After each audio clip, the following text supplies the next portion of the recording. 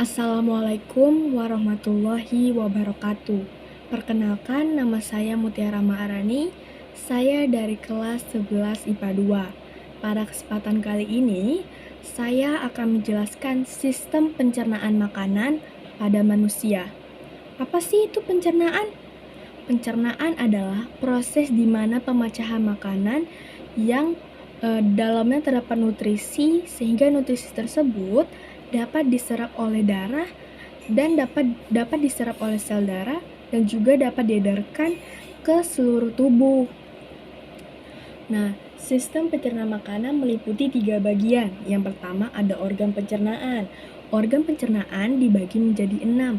Yang pertama ada mulut, yang kedua ada esofagus, yang ketiga lambung, yang keempat ada usus halus, yang kelima ada usus besar, dan yang terakhir adalah anus.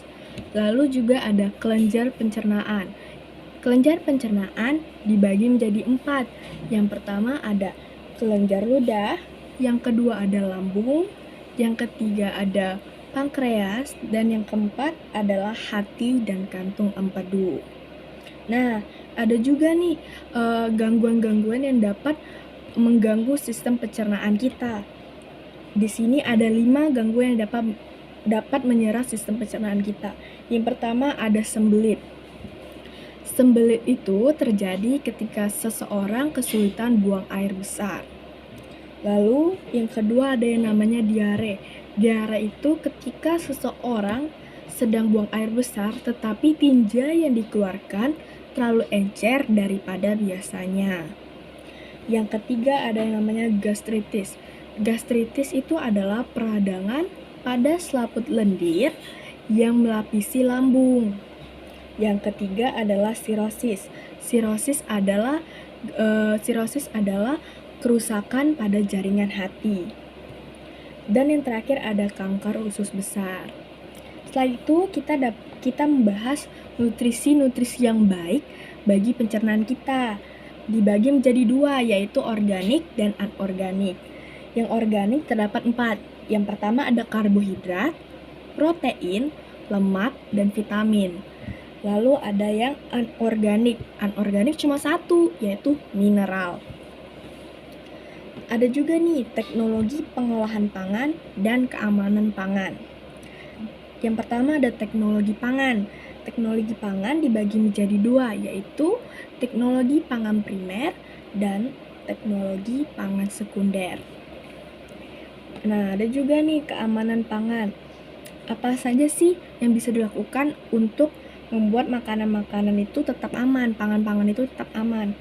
Itu ada 5 bagian. Yang pertama, menjaga kebersihan pangan. Tentu dong kita harus menjaga kebersihan pangan agar tubuh kita tidak terserang penyakit-penyakit dalam mengonsumsi makanan-makanan tersebut. Lalu yang kedua, memisahkan makanan mentah dan makanan matang. Kenapa harus dipisahkan?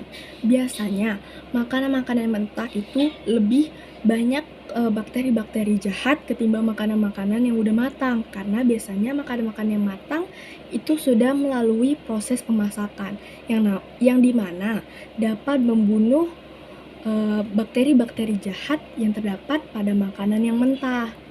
Tapi ada juga kok makanan-makanan yang mentah yang bisa dikonsumsi langsung tetapi harus dicuci terlebih dahulu, seperti sayuran-sayuran selada ataupun mentimun.